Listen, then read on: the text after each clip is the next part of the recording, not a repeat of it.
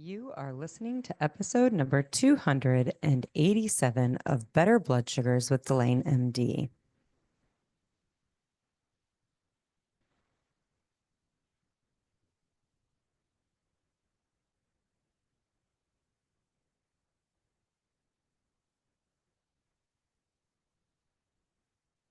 Hey there, and welcome to the podcast. I love that you're taking some time for you and for your health today, and I feel privileged that you're choosing to spend it with me. I have a new mic today, and hopefully it will behave better than the old mic, but this is the first time I'm recording a podcast with it. So we're going to see how it goes. I am trying to listen in one ear and record with, a different part of my brain. So it's multitasking at its finest. So today I want to talk about three simple questions to really challenge the thoughts in your head about the food that you're eating that's creating the health that you have. When it comes to our thoughts about food and our health, we've really been fed some doozy, bumdingers thoughts by diet society, by diet culture. They're really unhelpful. They're really not creating the results that we want. Being aware of them and seeing them and then learning how to challenge them effectively is really foundational to starting to see healthier choices you're making, to starting to see better blood sugars, and really in general, just to being a healthier you. Before we get started, I want to remind you, if you are on medications for your type 2 diabetes, please be careful if you're making the dietary changes that I recommend in this podcast and in these episodes. You have been medicated because of the way you've eaten in the past. And if you change the way you eat, you're going to need to change your medications also. If not, you can get quite sick. So I need you to open a line of communication up with the provider who gave you those meds. You need to figure out how they want you to share your blood sugar logs with them and how they intend to share medication changes back to you. If you don't do that, you can end up getting really sick. Remember, type 2 diabetes is insulin resistance. It's not strictly about how much sugar is in your diet, it's also how much insulin your body is producing. Sometimes that is confusing and people don't know what to eat. If you're not sure what you need to be eating to make your blood sugars better and reverse your insulin resistance, I have help for you. You can download my 14 Days to a Better Blood Sugars guide. You can find it at delanemd.com/better. That's BETTER. Try it out, see how it goes. If your blood sugars don't get better, I'd be really shocked. But if they don't, set up a Better Blood Sugars assessment call. If you do it and they do get better, but you have questions for how to apply those 14 days to the rest of your life, set up a Better Blood Sugars assessment call. This is a time you and I are going to sit down and have a conversation. It's like 45 minutes through Zoom, and we see what you've been doing, what's worked for you in the past, what isn't working for you, what hasn't worked for you in the past, and how you can start making things going forward work for you to see better blood sugars.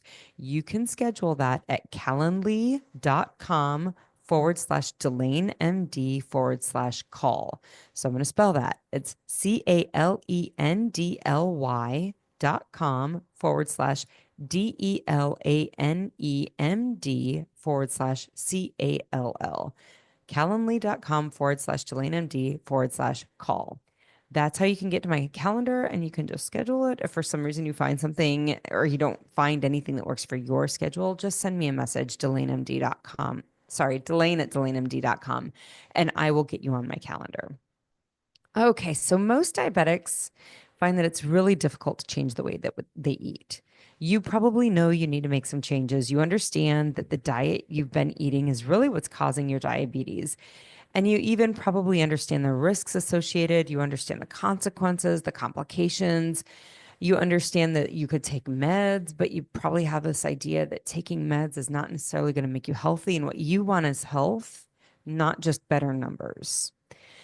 Most diabetics understand this, but frequently we have these thoughts that keep us stuck making decisions that don't serve our health.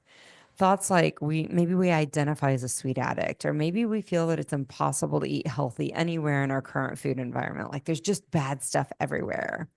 Or we've had thoughts like we've been taught that just a little bit's okay. Or maybe we have a thought like, oh gosh, I'm going to just suffer through until I get to my goal and then I won't have to suffer anymore.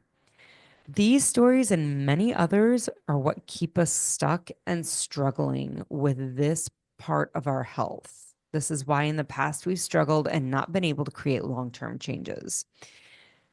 These stories come from our culture, primarily our diet culture. If you think about how these stories set you up to fail, you'll realize why it's not serving you.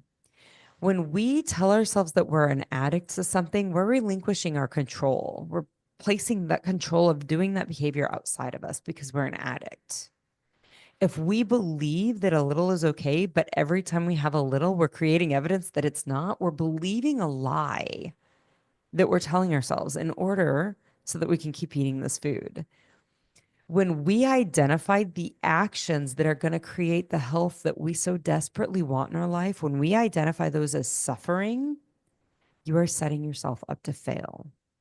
It's no wonder with these thoughts in our head that we cannot remedy our type 2 diabetes and our insulin resistance. Changing these thoughts, changing these mindsets on these issues about our health is the first part and one of the most pivotal parts of improving your health and your blood sugars long term. How we start doing this is part of what we do in coaching. This is a big part of what we do in coaching. I challenge your thoughts, and sometimes that's borderline offensive. We're like, no, this is how it is. What do you tell? You don't know me, lady. You don't know what I'm thinking. You don't know what my experience is. This can really be borderline offensive, but there is a way to challenge these thoughts in a way that is very obvious. Actually, I see where there is some flexibility here. It's not the only way to think about things. When we can start exploring those current thoughts and decide whether they're helping us move towards our goal or away from our goal, then we can start getting some wiggle room and deciding if that's what we want to believe. If you can see that the thought I'm a sweet addict, or the thought that a little is okay, or the thought that I'm going to suffer through this, or any other thought that's blocking you from your health progress, when we can see that they're optional and that they're causing a problem, then we can start to see that maybe it's time to stop thinking that. This is particularly challenging given that most of us have never been we've never been taught to think about thinking. This process of thinking about thinking is called metacognition. Many of us believe that our thoughts just come and go and it's out of our control. Like thoughts float into our brain and they float out of our brain, and I have no idea where they came from or where they went. And it's true that there is some element of, serendipity, or just our brain offers something. And we see that, I mean, we do this all the time. Our brain offers us a thought, and we're like, that's not even true. That's ridiculous. I'm being ridiculous. That's typically how we verbalize it. And then we, banish the thought and decide not to think of it. Sometimes there is a thought that floats into our brain, and sometimes thoughts float out of our brain uncontrollably also. But the skill of learning how to decide what to think and what not to think, it is a skill that can be practiced and sharpened and honed. And that's what I want to talk about today. So thoughts are the basis of all of our results. I use the thought model in coaching all the time. I use the thought model. I don't think there's ever a time in my world that I don't use the thought model because I see it acting out everywhere in my world. And part of this is I look at our brain. This is just the way our brain works. I talk about our brain being a prediction model and our being a prediction machine, and how our brain takes in information through input through our senses, and it makes a prediction based on that input. And it relays that input, that prediction, to our output part, which is our body, through the form of a feeling. Those feelings create actions. That's our output. And that gives us our results. The first part of that, the bringing in sensory information through our eyes, through our nose, through our mouth, through our ears, through our touch, through our five senses, bringing that sensory information and then making a prediction about that sensory information. That is a thought. That prediction is formed in the form of a thought. That's what it is. And our brain then relays that thought to our body in the form of a feeling. And that feeling drives our actions. Those actions give us our results. So if we're wanting to change our results, we need to change our thoughts. That's the heart of it all. So thoughts are the basis for all of our results. So if you're seeing a donut and you're thinking, I'm an addict to sweets, and then you eat the donut, the root cause of this issue is not the donut. The root cause is the prediction your brain is making about the donut, which is, I am an addict to it. And how that feels for us is helpless. That's how it's relayed to our body. Sometimes it seems like the thought is very, very true. It seems like it's a fact. And when this is the case, we kind of have to learn the skill of thinking about what we're thinking and then how to get some perspective on us on these thoughts to give us some wiggle room around it so we can start to work with the thought and decide whether we want to keep it and practice thinking it or whether we want to let go of it and think something else because the thought is not giving us the results we want. We can hone the skill. Taking your thought, I think one of the first steps is really looking at what you're thinking and writing it down. When we don't write our thoughts down, they become very nebulous, like clouds, right? Like nebulous clouds. Clouds form and dissipate. They're constantly moving. You know, you can look in the sky in the summer and like, oh, that cloud looks like a bird. And then a few minutes later, maybe it looks like a building or maybe it looks like a frog or whatever. Like the clouds change and they're nebulous. Our thoughts change and they're nebulous. At one moment, they look like one thing or they seem like one thing. They relay something to our body, but then they change. If we don't write them down, that nebulous effect of that nebulous, aspect of our thoughts happen. And then we can't really work with the thought. We can't challenge it and decide if it's true. So the first step to any of this is writing down your thoughts. That's the start of it. And then I think it's important to ask yourself, is this the only truth in the world? Is this it? Is this the only truth in the world? There aren't a lot of things in the world that are the only truths. I mean, there's a lot of things that as human beings, we've managed to make different. I always talk, breathing, right? Like breathing is one of those things.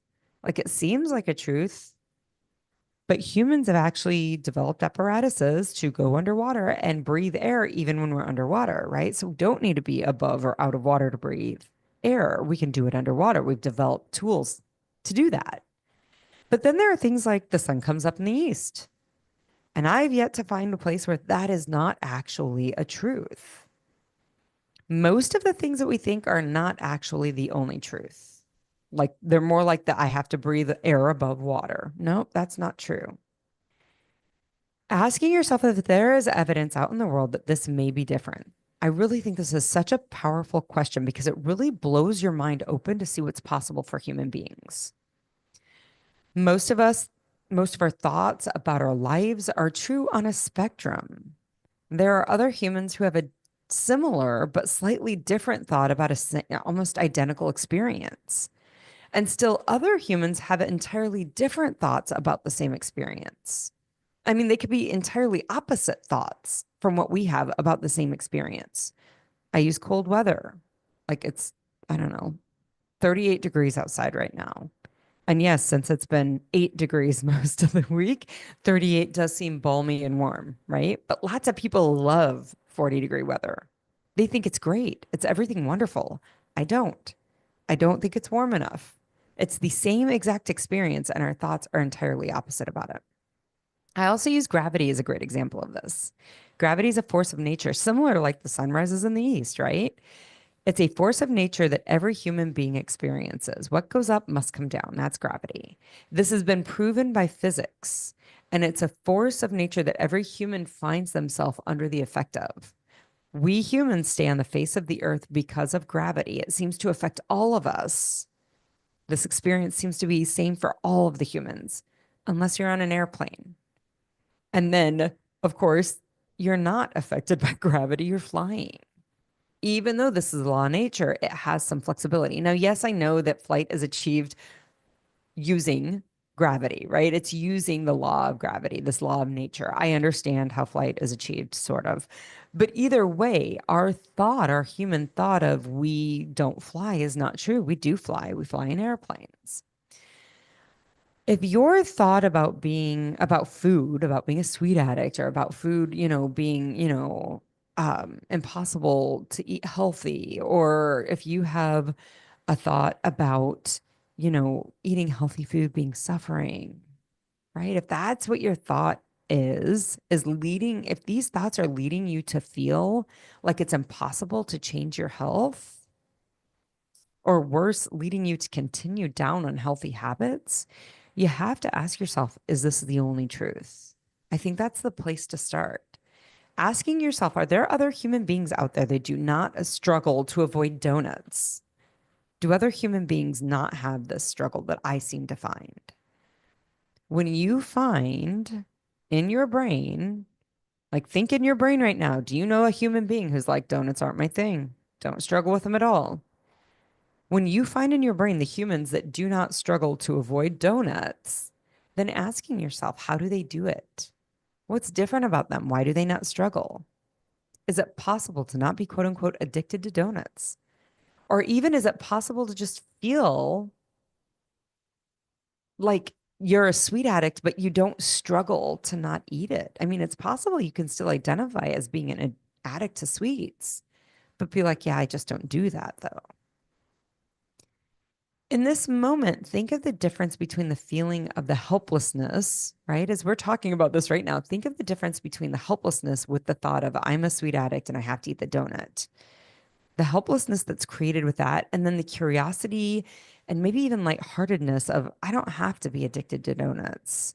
Or maybe there are other humans that live through the world and they're not addicted to donuts. Think about the opposite, whatever it is, with that thought. What are you feeling that's not helplessness in that moment? Because this is really a huge part of the battle. When we can see that we're not tied to that feeling of helplessness that leads us to eat the donut because we don't have any control over it, when we can see that we aren't tied, that's not required, we get some wiggle room to do it different. If we can create some curiosity, some liberation, then we can ask ourselves, is it possible for me not to eat that donut? Like, how would that work? What would happen? How would that look? Questioning our thoughts is a powerful practice, especially in these areas of our life where we really struggle. So I think there are 3 questions that are really great questions to pass any thought through. And this is frequently taught in like relationship skills, right? Like you have something to say to a loved one, ask these 3 questions to get some guidance over whether you should say it, okay? So, they're described as thought gates.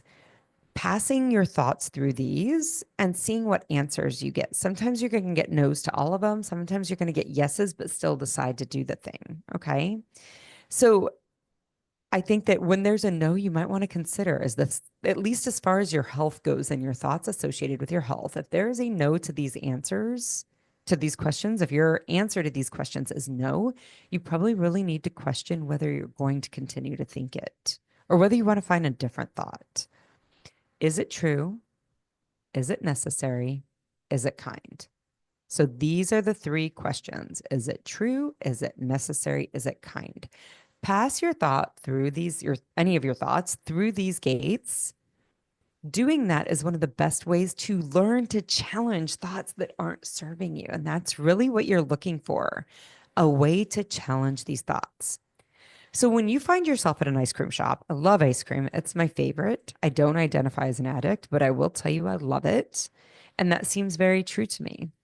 But I don't feel obligated to eat it just because I love it. Okay.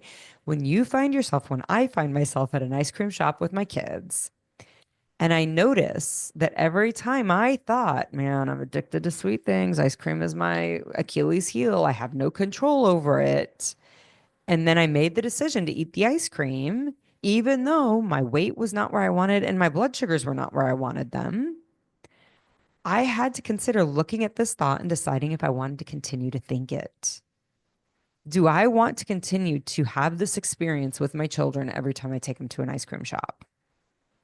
I'm addicted to sweet things. I had this, I mean, with ice cream maybe, but also Diet Coke. Like I would tell you hands down over and over, you could probably pull 100 people in my life and 95 of them would tell you they heard this out of my mouth. I'm a Diet Coke addict. I would jokingly say to my mother, who hated this phrase, I'm a Diet Coke kid. She hated it. This was my thought. So my question had to be, is it true? Is it true that I'm truly addicted to sweets, to ice cream, to Diet Coke? And my answer was, no, it's not true. If there wasn't a zombie apocalypse and there was no ice cream, no sweets, and no Diet Coke, would I die? Nope. Would I be harmed in any way? I wouldn't. I'd be fine. I'd be left wanting these things, and that was it. If this thought, I'm an addict, leads us to eating foods that keeps us sick, and it's not true, is there any reason to continue to hold on to that thought and spend time with it? But maybe you decide, yeah, it is kind of true. Then ask yourself, is it necessary for every time that I walk into an ice cream shop for me to think that I'm an addict to ice cream? Is it necessary? Do I need to keep telling myself this? Is there anything else in the world I could think other than this? Maybe a thought like, I would be fine without that food. I simply like it. I'm not addicted to it. These are also thoughts that are probably also true. Then asking yourself, is it necessary for me to think this? If the answer is no, you got to consider, do I need to keep thinking this? And then lastly, asking yourself, is it kind? Is telling myself that I'm an addict to a food that's making me sick and I don't have, that leads to lack of control and helplessness, is that kind? I mean, I realize kindness is in the eye of the beholder, but you've got to decide. Is there any kindness that's coming from this? And if the answer is no, you've got to question whether you want to keep thinking this. Other thoughts are similar. Other thoughts that come from our diet mentality are similar. A little is okay. Is that even true? My experience when I had to tell myself a little is okay was that it was not true, because a little clearly was either keeping my blood sugars up and my weight up, or it was leading to more of the thing that was a little okay. And that turned into a lot and it created a problem. My experience is a little okay? Is that true? No. If I was having to say it, it wasn't true for that food. Is it necessary? No, it's not necessary to have a little of something that you've had so much of over the years that it's created illness in your body, that it's created abnormal biology. It's not necessary to tell yourself that. It's not even necessary to tell yourself that a little is okay when you're desperately wanting a different result. It's not necessary to say that. It's not necessary to say a little is okay, even if you believe a little okay is true. And then is it kind? And I don't think it is kind to move ourselves away from our health goals and the goals that we set for ourselves. Why do you have those goals? Why is it important to you? What achievement will those goals bring? Like when you achieve those goals, what is that going to bring to your life? Is it kind to block yourself from that? You can ask these situations or these questions of a lot of situations. If you have a great example is, interactions with other people. Say, a cousin is stealing from your grandma. Like you believe that to be true. You have evidence and you believe that to be true. And you're trying to decide, do I tell grandma or not? Asking these questions, is it true? Is it necessary? Is it kind? Is it true? Certainly you want to have some evidence that it's true before you decide to tell your grandmother that your cousin's stealing from her, right? So deciding whether it's true, and if you believe it is, then ask, is it necessary? Yeah, it may be necessary. If your grandma's on a fixed income and you believe your cousin's stealing from her, yeah, it's probably necessary to say that, even when it's not fun. But you love your grandma and you want to protect her, right? And then you have to ask, is it kind?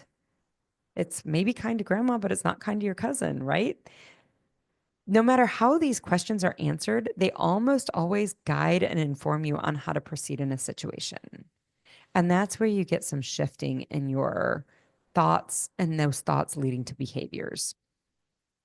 When it comes to our thoughts about food and our health, using these questions to challenge the thoughts that we've held that have kept us sick, that have led to our high blood sugars and our insulin resistance, challenging these thoughts that are not helping your health goals is an effective tool to learning to do these things different, to behave in a different way. The suffering mentality, is it true that eating a salad is sufferable? Is it true that eating grilled chicken and roasted veggies is suffering? Gain a different perspective. If you were a starving child from a country where safe and clean food was not available to them, would you find these foods sufferable? Can you find another human being in the world that doesn't think that? If you were from another country where clean food wasn't available, my suspicion is you would not find these foods sufferable at all. If it's not suffering from them for them, is it possible for it not to be suffering for you? And, is there any benefit to thinking getting healthy is suffering? Is it necessary to believe that eating healthy food is suffering? Again, my suspicion is no. It's not necessary and it's not helpful. Is it kind? Again, kindness is in the eye of the beholder. But I think if you have something wholesome and healthy and you're lucky enough to have a food that's wholesome and healthy and clean and it doesn't make you sick, calling it suffering to eat it is kind of unkind, but you get to decide that. If you are finding that you're having a hard time breaking a behavior or a habit, like eating donuts when you see them, because you have a belief that is keeping you stuck, look around. Can you find a human being out there doing it differently? If so, it's not necessary for you to do it that way either. Get a different perspective by asking yourself these three questions. Is it true? Is it necessary? And is it kind? Use these questions to produce evidence and thoughts that are different than what has been keeping you sick. These will lead to different results and a healthier you. Try that strategy out and let me know how it goes.